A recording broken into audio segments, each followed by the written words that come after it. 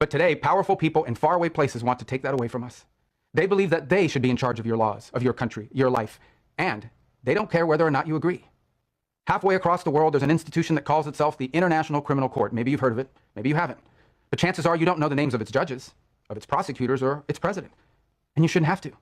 But as we speak, the ICC and its friends are waging a war against our country, not with bullets or missiles, but with statutes and compacts and the force of so-called international law.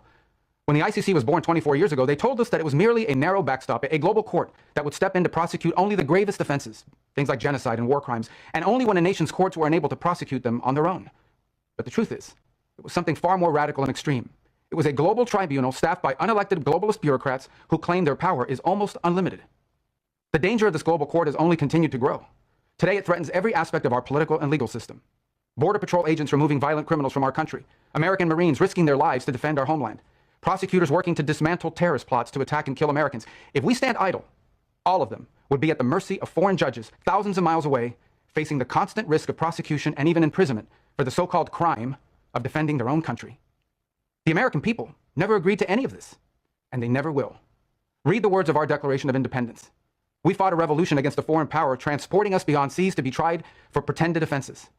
Independence is our birthright. We will never let foreign bureaucrats take that away from us.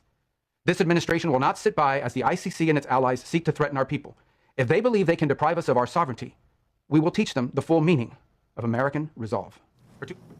Yan po si U.S. Secretary of State Mark Rubio. Hindi ba matindi? Ang bigat ng mga sinabi niya. Ang bigat. Kasi nga naman itong ICC, sabi niya, kahit ayaw mo, pinakikialaman ito mga hukom sa inyong mga bansa. At ang sabi niya, ang kanilang inaasunto ay yung nagpapatupad lang naman ng batas. Yun. At dinedepensahan ng kanilang sariling bansa laban sa mga terorista o sa sino mang nais na pumatay sa kanilang mga nationalities. Parang, diba? parang pinariringgan ng Pilipinas. Oo Ganyan-ganyan na nangyari sa Pilipinas. Ay, ang sabi Diba? ni Secretary Marco Rubio, ay hindi kami papayag. Hindi kami papayag na yung aming mamamayan, dadalhin nyo dyan sa malayong lugar, miles away, at huhusgahan ng hindi naman namin